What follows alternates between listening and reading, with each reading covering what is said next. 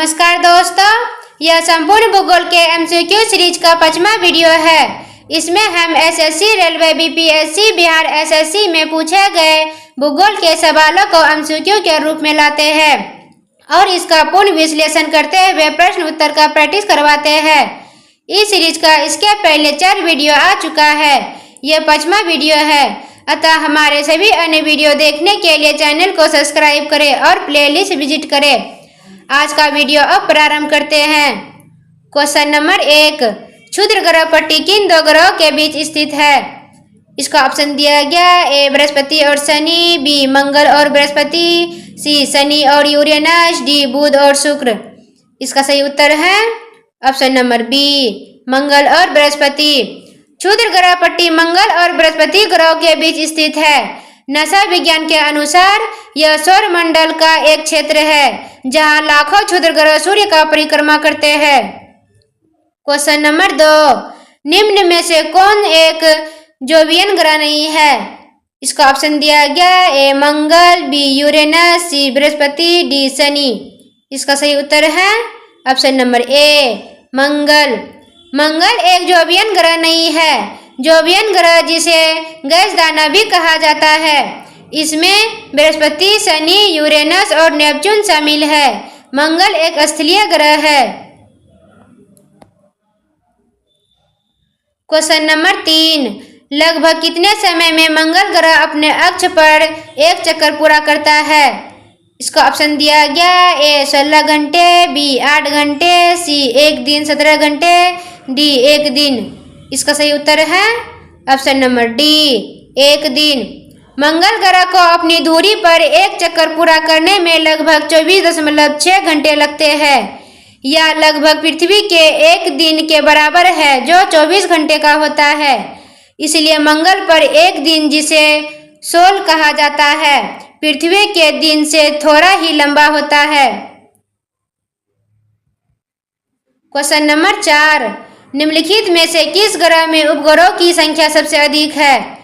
इसका ऑप्शन दिया गया ए बृहस्पति, बी यूरेनस, सी शनि, डी नेपच्यून। इसका सही उत्तर है ऑप्शन नंबर सी, शनि। सबसे अधिक उपग्रहों की संख्या शनि ग्रह के पास है।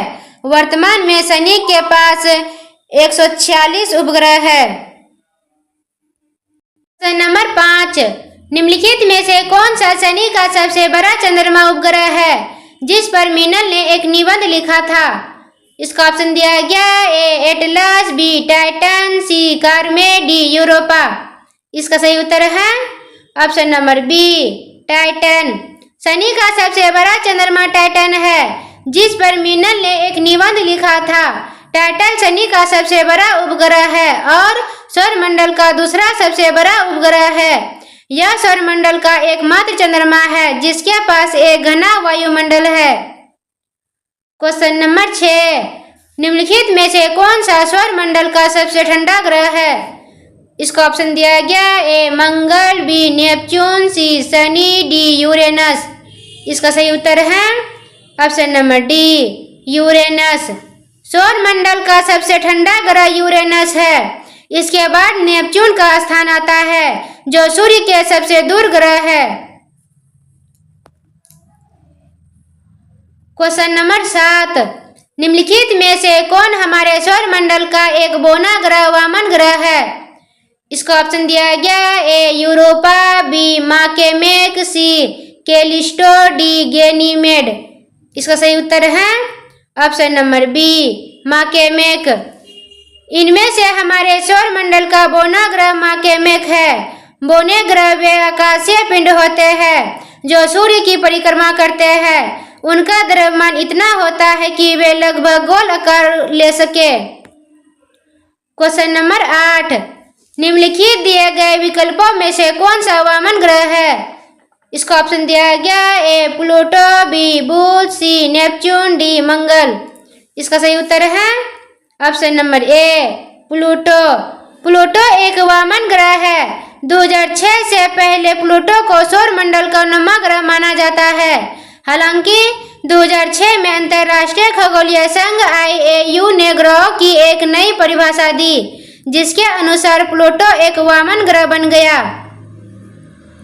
नंबर 9, निम्नलिखित में से किस खगोलीय पिंड में चारोन नामक एक प्राकृतिक उपग्रह है? इसका ऑप्शन दिया गया ए होमिया, बी मंगल, सी प्लूटो, डी शनि। इसका सही उत्तर है ऑप्शन नंबर सी प्लूटो। चारोन नामक एक प्राकृतिक उपग्रह प्लूटो का है। यह प्लूटो का सबसे बड़ा उपग्रह है और इसे प्लूटो के नाम से भी जाना जाता है। क्वेश्चन नंबर 10, IC 1101 क्या है? इसका ऑप्शन दिया गया ए क्षुद्र ग्रह, बी सुपरनोवा, सी उपग्रह, डी आकाशगंगा। इसका सही उत्तर है ऑप्शन नंबर डी आकाशगंगा। IC 1101 एक विशाल सुपर जाइंट अंडाकार आकाशगंगा है जो एबेल 1929 आकाशगंगा समूह के केंद्र में स्थित है। क्वेश्चन नंबर 11, आकाशगंगाओं के बीच की दूरी के संबंध में कौन सा रुझान पाया गया है?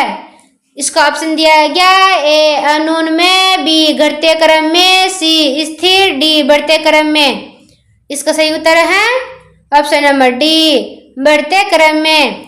आकाशगंगा के बीच की दूरी के संबंध में जो रुझान पाया गया है वह यह है कि वे एक दूसरे से दूर जा रही है। इसका मतलब है कि ब्रह्मांड का विस्तार हो रहा है और आकाशगंगा समय के साथ एक दूसरे से दूर होती जा रही है।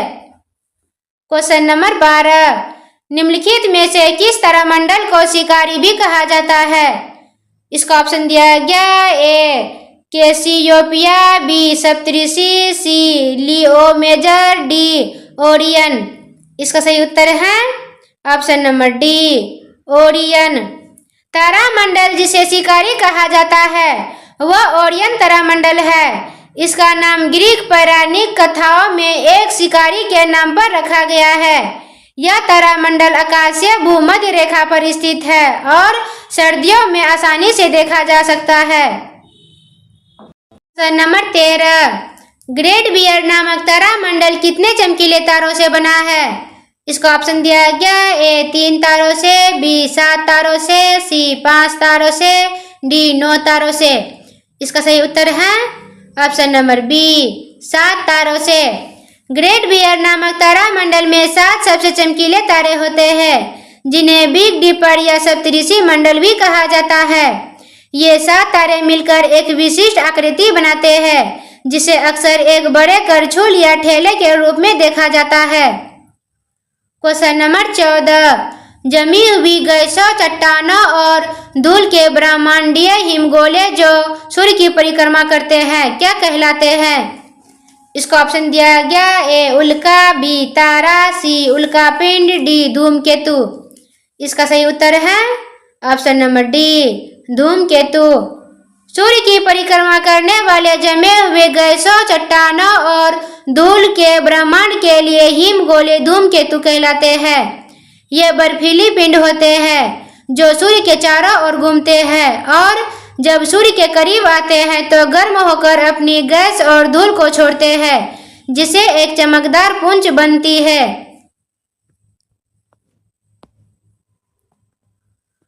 क्वेश्चन नंबर 15, हेली के धूमकेतु की अवधिकता क्या है?